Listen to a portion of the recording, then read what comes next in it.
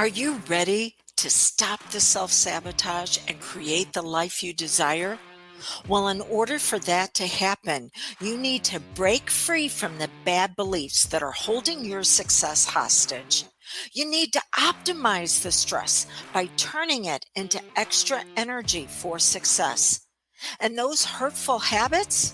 Well, we need to give that pain a purpose for progress.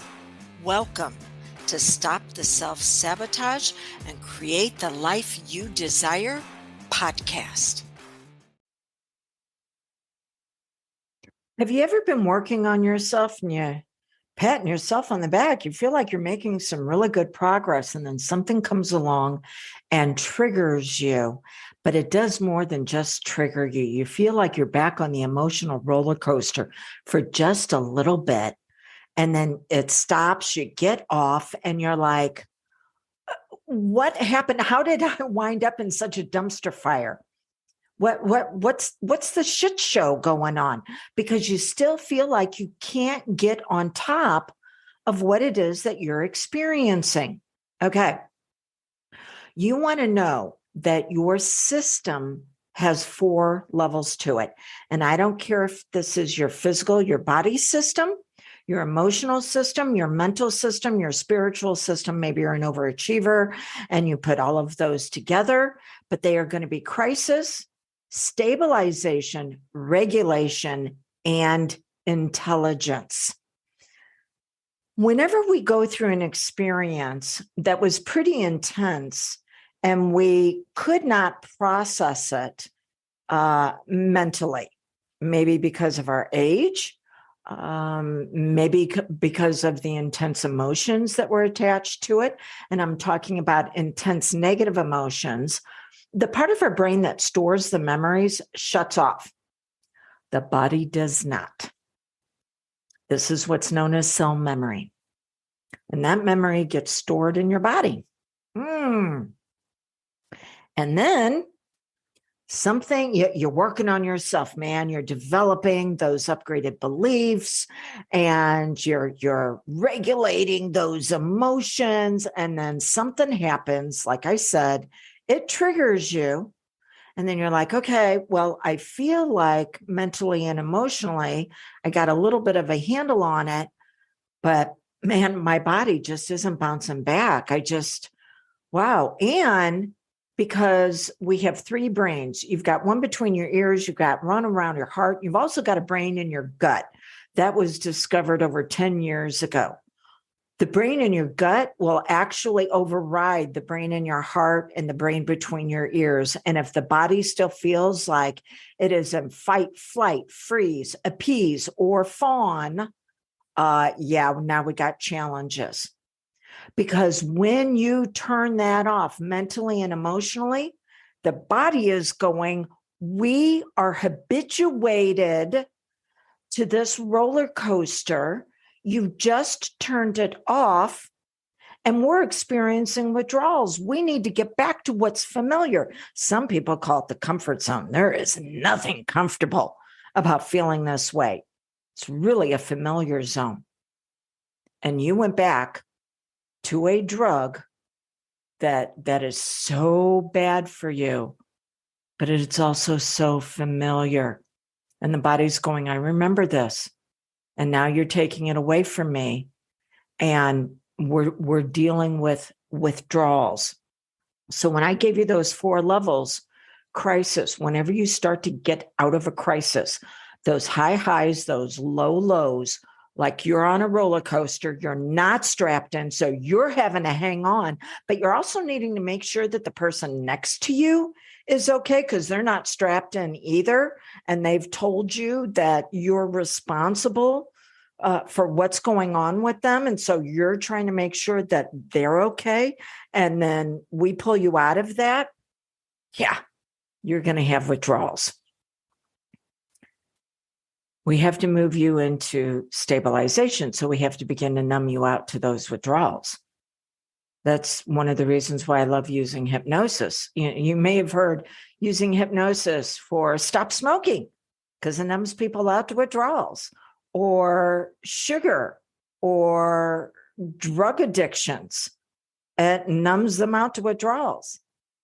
It's the same way when you have a compulsion for emotions that are going to take you down into the pit and then back up to the top. Oh my gosh, maybe I got this. And then you're sliding right back down. So we pull you out of crisis by beginning to turn off those withdrawals.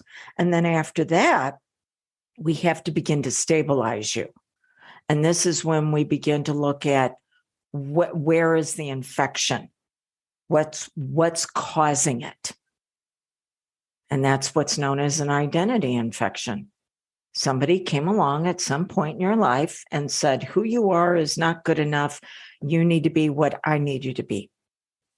And so you shut down yourself in order to make life happen for them at your expense. And your system, your RAS, your reticular activating system, is so turned on to find people, places, and things where you can continue to act that out.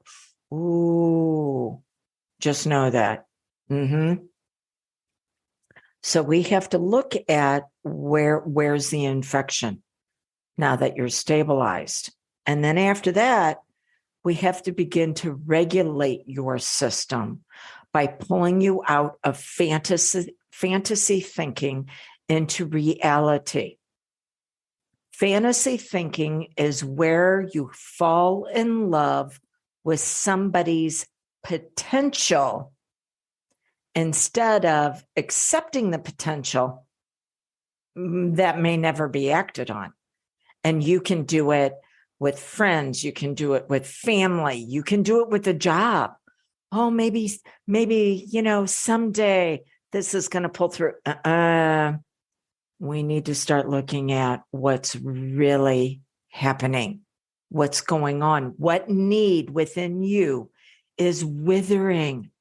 Where are there challenges with your happiness and your joy? Because that's when we move into emotional intelligence. That's when we upgrade the identity. See, there's a difference between happiness and joy. Happiness comes from solving problems. And the more complex the problem, the happier we are. It doesn't mean the longer lasting. Happiness will last anywhere from 10 minutes to 3 weeks. And then after that, you become habituated. You get that new car. After 3 weeks, you're habituated.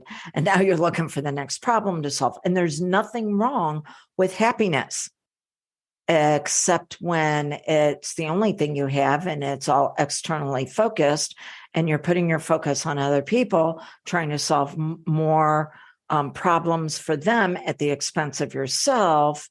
And then they never really quite get it right because they learn to use you as a supply or a food source. Woo. And so we also have to have joy. Joy comes about as the fuller expression of you.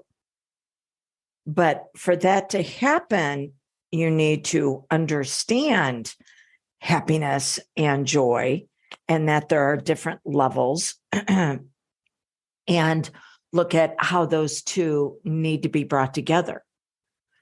And that's one of the things that I'm doing with my clients this month is we're working on happiness and joy, external and internal, and putting them, it's a wonderful partnership. But before we can even do that, we need to look at the vulnerabilities, which is what I talked about at the last podcast when I said we need to stop with the red flag BS. So we need to look at your vulnerabilities and how they've put you in crisis. And then we need to begin to stabilize you. And then we regulate and bring about your intelligence with your joy and your happiness. So every month I take my clients through a specific step in the process of them becoming their healthiest selves. And this is what I'm offering for the month of May.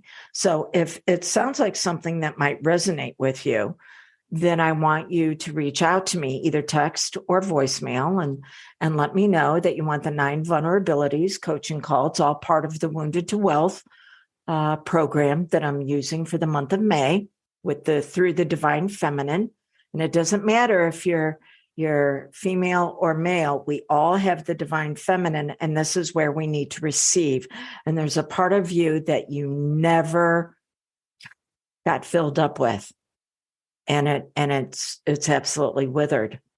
So reach out to me, 1-636-699-7791, and let's explore what it looks like for us to work together. I will let you know that I promise you one tip, tool, or technique that you can use to get yourself out of crisis and begin to stabilize yourself immediately, whether you choose to work with me or not.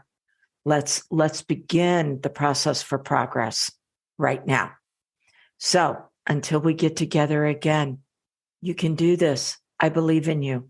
Until you can believe in yourself, just borrow mine.